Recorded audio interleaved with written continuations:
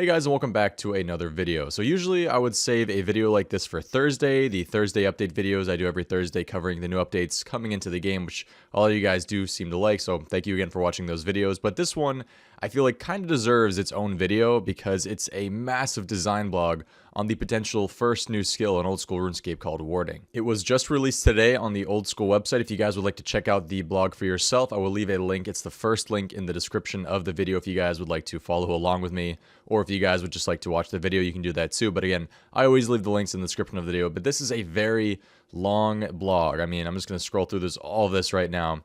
So I figured it would be kind of worth just covering because one, like I said, I really try to cover all updates on old school to keep people who don't play the game anymore, you know, up to date. And for people who do play the game, also keep them up to date as well. Because some people just don't like reading these blogs and they just want to like kind of listen in the background to all the stuff that is potentially coming into the game. So I'll gladly do that for you. And I definitely would like to go over this update for myself too, because it has a lot of big potential implications for the game, which I think are worth covering. So this video is not going to be a short and sweet video about the blog, but rather this is probably going to be a longer video, just a bit more drawn out, so we can go over all of this new stuff in depth so you guys kind of really understand what they really want to put into the game with warding and what all the new stuff is. I mean, there's just so many new things. So gonna be a bit of a longer video today. If you guys would just like to listen to the background, feel free to minimize it, or if you want to, look at some of the pictures, some of the new stuff they have, you can do that as well. But let's get into it. No further ado, let's learn about what warding it might be. Many of you watching probably already know what warding is or what warding might be, but for those of you guys who don't know what it is, last year during RuneFest, which I believe was about 5-6 months ago now, Jagex proposed a new skill called warding. And the reason for potentially adding this new skill was because we already have a way of understanding and knowing how melee armor has come into the game via smithing.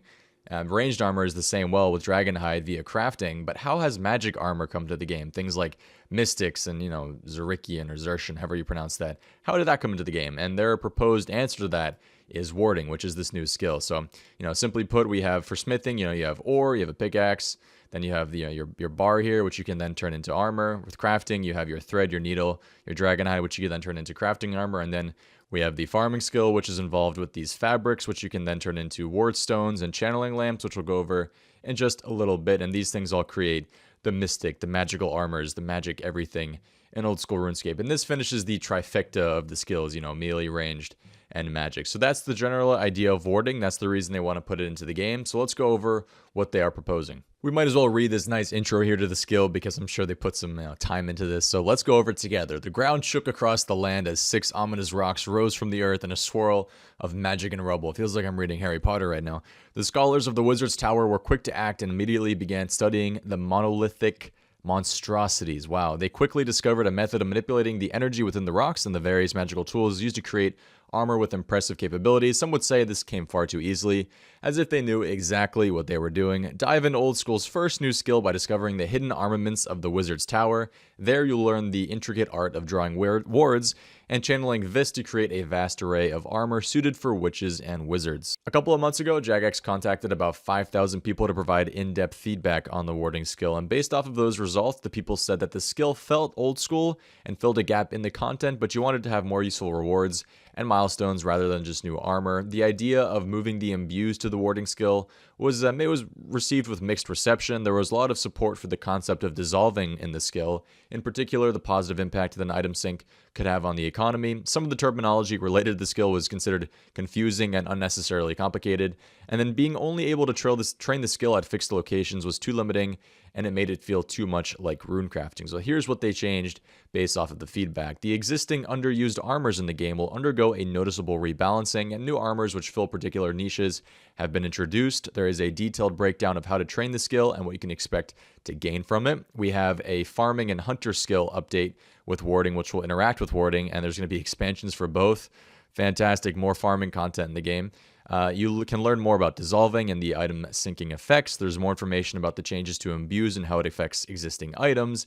And then it's now going to be possible to train warding anywhere in the game. The terminology for warding is quite big. A lot of these are unique items and words because it seems like they want to make this as unique a skill as possible and add as many new items as they can to try not to take away from the current existing items and the current skills in the game, of course. So if you click on this helpful A to Z of warding, you can see all these new items. So I guess we'll go over this so you guys can probably sort of try to understand what I'm saying later on in the blog since a lot of the stuff is used. So starting off, we're going to go from A all the way to W. So we have Abraxas, which is a new item used to create catalytic Wardstones. It's received as a monster drop. We have a Bane, which is a magic weapon that's stronger against a specific type of enemy. Battle Mage Robes, which are robes or armor created via warding that have a specific unique buff. Battle Wards, the one of two categories of wards. Battle Wards are used in combat and provide a variety of magical buffs and effects to an area. There are 5 types of each, requiring different levels: Mind, Chaos, Death, Blood, and Wrath Wards. Channeling, which is the process of creating magical equipment. A channeling lamp, which is a tool used in conjunction with a ward, which allows the user to channel. This is equipped in the offhand slot. Dissolving, which is the process of breaking down various pieces of equipment to gather more vis. Elemental wards, which are one of 2 categories of wards. Elemental wards are used for creating magical equipment and dissolving items. There are 4 types, each requiring different levels: air, water, earth, and fire. Fabrics, which are material used to create magical armors. Imbued rings, magical rings imbued via the channeling of vis. New rings and imbues will be added with the warding skill. Magnanary, I don't know if I'm saying that right. That is a brand new word for me. A new farming patch which allows you to gather different types of silk from silkworms. Mystic Cocktails, which are a new ranged item that are an alternative to Chinchampas made with the warding skill. Runestone Monoliths, which are a giant chunk of runestone that aids with warding. Here you can channel equipment without having to draw your own ward. Casting magic upon the runestone monolith can generate small amounts of vis. Silk, which is a material used to create magical armors. New farmable types of silk will be added to the warding skill. Silk moth larvae are used to farm silks and can be acquired by silk moth catching, which is a new addition to butterfly catching. Okay, I didn't expect silk to have that type of definition after that. Silkworm, which is a silk-yielding caterpillar of a silk moth. Steatite or steatite, which is a chalk-like mineral that is gathered by mining to produce wardstones. Vis, which is a waxy substance created when physical items are dissolved via a channeling lamp. There are 3 kinds: elemental, catalytic, and rare. A ward, which is a magic circle depicting a specific rune that is drawn onto the floor using a wardstone. There are 2 categories: battle and elemental. A warder's kit, which is a satchel used for storing ward stones. Warding, which is the process of drawing a ward, also the name of the skill. And finally, we have Wardstone, which is a chalky mineral mixed with vis used to draw wards. There are 2 types: elemental and catalytic. So that's quite a few new words for you guys. Again, a link to the news post is in the description of the video if you guys would like to reread this part or check them out as you're reading the rest of the blog so you can remember what some of the stuff is. So the first thing we're going to go over is the first part of the blog, which is training warding. Warding XP is gained in a few ways. You can either draw wards, channel vis into equipment, or dissolve equipment into vis. Drawing a ward and dissolving equipment only gives token XP. The best way to train warding, therefore, is to channel new equipment.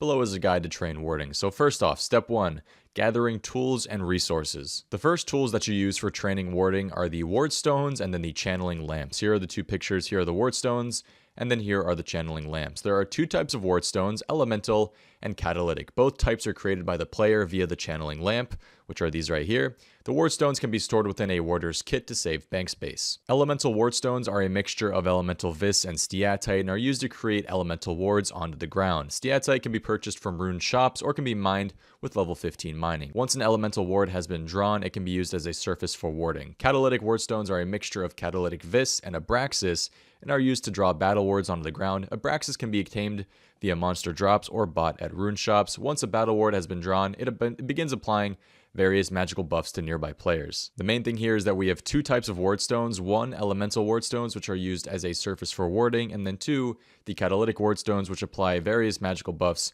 to nearby players. We have these things called channeling lamps, which are used for channeling a vis through a ward and into raw materials to create magically imbued equipment. The most basic channeling lamp can be purchased from a general store for a few gold pieces. Lamps can be used to store any vis the player has gathered. Higher tier lamps are available to store higher tiers of vis. To use a channeling lamp, it must be equipped in the offhand slot. Interacting with the ward isn't possible without a lamp. Vis is automatically stored in the lamp when gathering, as long as your lamp can store that specific tier. If you guys haven't figured out already, Vis seems to be pretty important when it comes to warding. It was actually formerly known as runic energy, which is what it was initially proposed as. Now it's just called Vis. So Vis is a waxy substance that is generated by a channeling lamp when runes are consumed or when equipment is dissolved on a ward. Vis is integral to creating equipment via warding. However, there are some scenarios where Vis can be replaced by another material. For instance, elemental Vis is not needed when channeling using the same type of ward. Using an air ward while channeling armor that normally requires an air Vis would no longer require that type of Vis. This works the same as using elemental stabs as a replacement for runes when casting spells. We have these new fabrics here, which are a material primarily used in warding to craft magical armors. The skill will utilize existing cloth types, but will also introduce a swathe of new fabrics which are used or are earned via 2 new farming options: planting flax and interacting with the magnanary. Oh man, that word. Lower level fabrics will also be available from monster drops. Step 2 is to locate a ward. Ward can be created within the world by left-clicking on a wardstone while stood outside. Wards function much like fires do. Players may use each other's wards as they please. Players can also choose to ward at the nearest runestone monolith, which are mysterious structures that have permanent elemental wards around them. Step 3 is to channel equipment. Interacting with the ward will open an interface asking the players to select which piece of equipment they'd like to channel based on the items in their inventory. Upon channeling, players will receive experience that scales alongside the tiers of equipment. And finally, we have another training method, which is called dissolving. You guys can see a nice picture here of what you can potentially expect with dissolving. So let's say you guys would like to dissolve this steel plate body via the warding skill. You dissolve it, this thing happens here in the middle. There's a chance you guys get back a steel bar, and then there's a 100% chance of getting Vis back. This is the best way to get Vis, which is described right here. Channeling is the best method for training warding, but other actions within the skill will also earn a token amount of XP, kind of like when you guys are cleaning herbs. The process of dissolving is a key aspect of warding, as it is where players will gather the most of their Vis.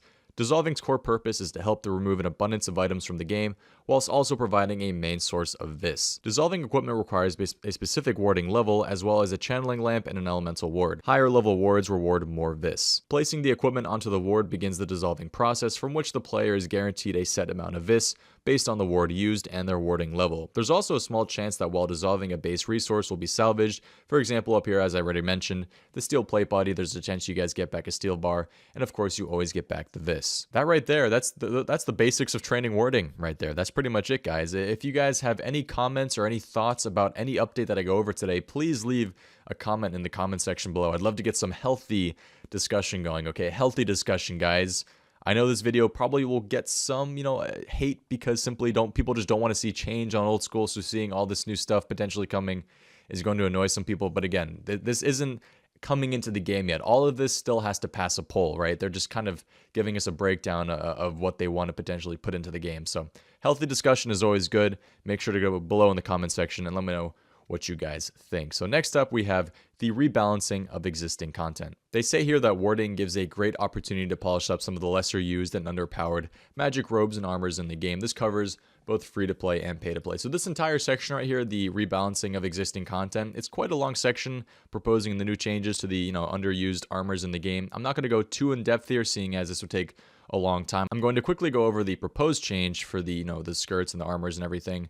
If you guys would again like to look through this for yourself, the link is in the description. We're going to start up here with the blue and black skirts. With this change, they will be renamed to blue and black wizard skirts and given a +2 magical attack bonus. This also affects the trimmed and gold variants. The shade robes will be given a +6 magic attack bonus for the body and a +5 for the legs. The hood will remain at +4, which in total gives it +11 more magic attack bonus. Split bark armor will go from a +24 magic attack bonus to now a +41 magic attack bonus. The skeletal armor sets going from a +16 magic attack bonus to a +45 magic attack bonus, and they have a nice little niche here. Each piece will give a +1% magic bonus against aquatic enemies such as Dagonoths and water fiends. And finally, we have the lunar robes, which are a bit more difficult to tackle because first of all, you need to complete lunar diplomacy to even equip these things, but the thing is they actually have a current worse magical attack bonus than Zerikian robes, which only require level 20 magic to wield. So it's a bit more difficult. What they plan on doing now is renaming lunar armor to ceremonial armor,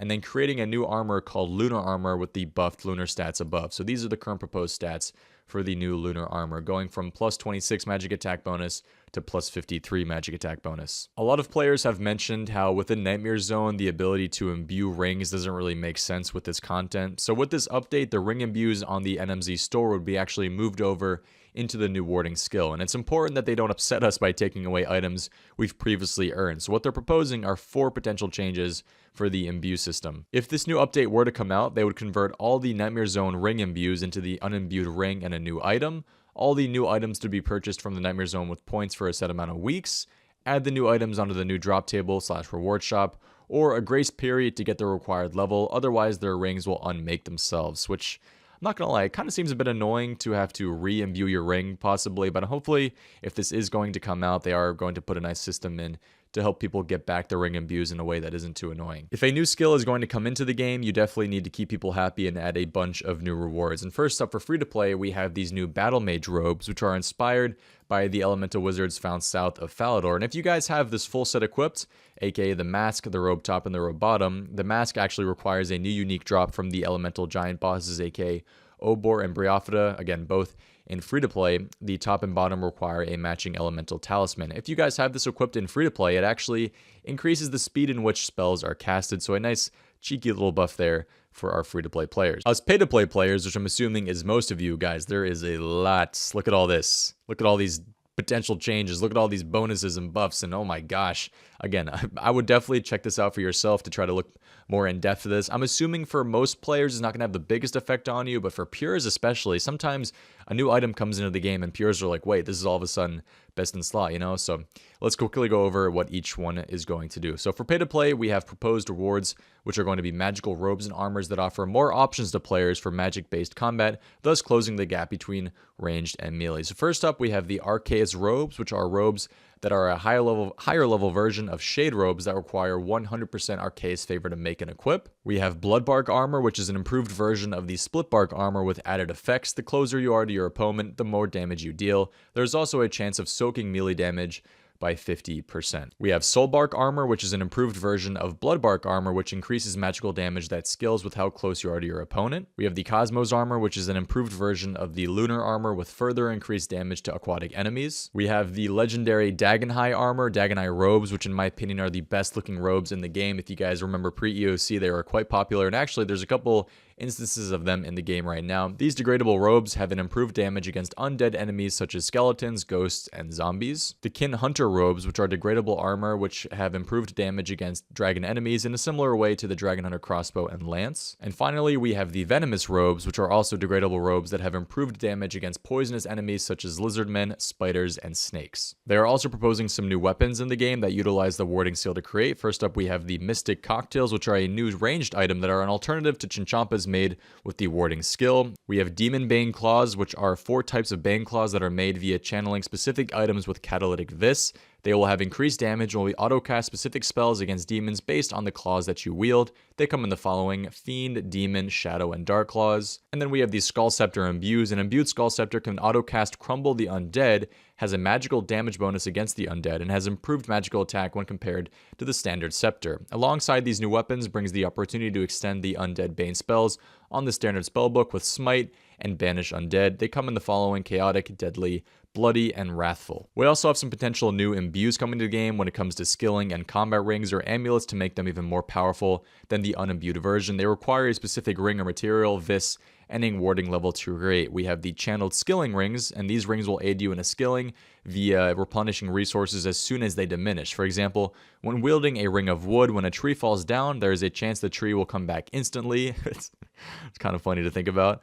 There's also 4 skilling imbued rings: Ring of Earth, Wood, Amber, and Iron. We also have the channeled combat rings and amulets. There will be 9 combat ring imbues: Ring of Wealth, Warrior, Treasonous, Tyrannical, Gods, Berserker, Seers, Archers, and the Ring of Suffering. And finally, we are in the other content section of the dev blog, and it's kind of the section which I went over a couple times now, and I'm not really sure what I feel about this. I don't feel too great about this section, but maybe I'm missing something that actually could be really useful for the game. I think this is the section I want you guys to maybe discuss the most. Again, this isn't coming into the game yet. People still have to vote on this stuff. They're still changing a lot of it. They mention that quite frequently. You know, this isn't exactly what would come into the game. They're looking for feedback, and I think in specific in this section, in general. So first off, we have Battle Wards. There are a variety of ways Battle Wards can function within the game, as they would change the current PvM and PvP metas in a substantial way. It makes sense to offer a variety of designs to assure we're creating the content you guys want the most. Your feedback is invaluable, and as such, we invite you to be vocal about sharing it with us of which of these 2 designs you prefer for Battle Wards. So first up, we have these things called area buffs. So Battle Wards, when you are stood within a 1 tile radius of a ward, would activate a certain buff to the player, but only while the player is dealing magic damage to enemies. A single ward's power is spread over everyone who stands near it to gain the effect. So let's say you guys place down a Mind Ward. If you guys are standing within 1 tile of a Mind Ward, the effect would be that it pulls enemies towards it, which could, in a sense, guess, increased XP gains, you know, because the enemies are coming close to you. You can't, you know, just stand there. Chaos Ward aggroes enemies nearby mobs. Death Wards, AoE damage when mobs die nearby. A Blood Ward, chance to heal when casting magic. A Soul Ward, chance to restore prayer when casting magic. And then a Wrath Ward, recoils small amounts of magic damage. So again, all the levels here are on the side. The ward, here's what they do, and the effects right here. So I can't even think of where I would even do the ward stuff, right? Again, maybe this is just kind of, it's the first time reading about this, so it's kind of hard to think, but I don't know, to me, placing this stuff, it's just fine the way it is, you know? Again, this is just me talking my opinion right here. I'm going to try to leave my opinion out of it because, well, I want this just to be a video covering the actual update itself and describing everything to you guys. So maybe we'll do an opinion video another time, but let's move on to the next one. We have the Conjuring Battle Wards, which are wards used for conjuring, of course. By placing down a specific ward, a magical creature would be conjured to help the player in a variety of ways. Wait, is this summoning? By placing down a specific ward, a magical creature would be conjured to help the player in a variety of ways. To conjure, drawing a conjuring ward with a catalytic wardstone. Once your ward is in place, burning bones or ashes on the ward conjures a specific type of mob, such as a demonic being or an undead nightmare. Conjuring will also reward you with a token amount of prayer experience. So if you have, let's say, a death ward down, and you use lesser ash or giant bones, they will conjure a lesser demon or a giant skeleton, which helps you, I guess, kill things around you. Yeah, this is summoning, isn't it? Well, it's not summoning, but I mean, you're summoning a greater version of something by sacrificing items on it, which in a sense is, you know, kind of summoning. But I would need to see this in action first before I could really, you know, judge if I would want it in the game or not. Warding and other skills section, we have a variety of ways with warding to interact with existing skills in game. Below are some examples of how warding can contribute to farming and hunter. More farming. So there are two new types of patches to gather fabrics that utilize the farming skill: flax patch and magnanary patches. The flax patch functions similar to an allotment patch. However, the amount of flax gathered depends entirely on your farming and warding level. The other new patch, the magnanary patch, functions very differently to a typical patch. Fill them with silk moth larvae, and they'll begin producing silk. Keep them fed with berries to assure they live longer. Silk gathering is greatly improved with higher warding. This comes with at least 5 new flax seeds and over 7 types of larvae to collect and train farming with. See the table below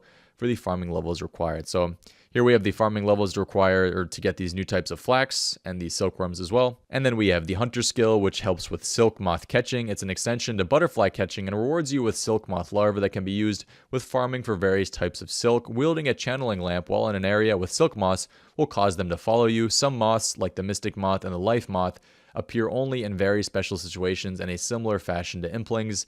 Here is the table for the hunter level required for these different types of moth. And finally, to finish off the dev blog, we have a skill guide here, which is a mock-up of the skill guide as you would find it in the game. So for warding, for example, if you would like to make certain types of robes, it tells you the cloth that you need and then the vis you need as well for robes, battle robes, the bones, the imbues and everything. So you can look through that if you guys would like as well. It actually looks pretty cool, I'm not gonna lie.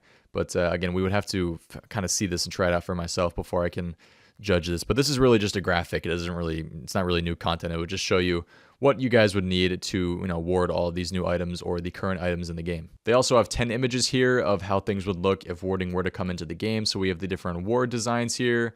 We have the Wardstone, so this is the Mind Wardstone, and we have a Death Wardstone, a Blood Wardstone. We have a Chaos Wardstone. They look pretty cool, actually. The Magnanary, however that's pronounced, it's right next to the allotment patch. We have planting these things. Looks like that. Oh, I think that's actually the new flax right there, isn't it? Let me go back to that. I think this would be the new flax.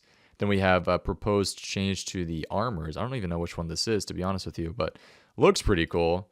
The Dagonhai robes, which you guys all know is, why are these so big? There we go. Let's make this a bit smaller. The Dagonhai robes, which in my opinion are the best looking robes. They always look so nice. And then we have the new split bark armor as well. The split bark, blood bark, and the soul bark, which, I mean, if we're comparing this to this, is, whew, ouch. And that actually covers the entire poll blog. The last section here is your feedback. Now, the biggest thing here is that they don't consider it finished yet, right? Again, they're still trying to change this. They're trying to make it as good as they possibly can. However, they do actually they're preparing to pull this in May, right? Next month. I thought this would be pulled in like 3 months or something, but apparently they're happy with this. They're still going to make some changes, of course, but they're preparing to pull the skill in May. But there's still plenty of time to tell us whether you guys think they're on the right track or not. So don't forget to consistently, send them feedback via Twitter or Discord or Reddit or whatever. I'm sure there's all this stuff for that they're taking feedback from. So this is quite a long video. If you guys did make it this far into the video, thank you for tuning in for the entire video. My voice is actually pretty shot right now from talking about this for so much, but there's a lot to take in, right? This is a big dev blog. I mean, a new skill coming to old school. This could be one of the biggest updates of all time if it goes well, if it does come into the game. So again, don't forget to leave your guys' comments and thoughts on the update below. What do you guys think about warding? Would you like to see it? What changes would you like? Would you not like to see it at all? Again, please don't forget to start some discussion in the comment section below. Thank you guys all for watching. If you did make it this far, just be like hashtag, I finished or something. No, actually, that sounds kind of wrong. Anyways, thank you guys all for watching this video. Hope you did enjoy. I'm interested to see where this skill potentially goes. Thank you guys all for watching. Hope to see you next time. Have a good one, and peace. Wow.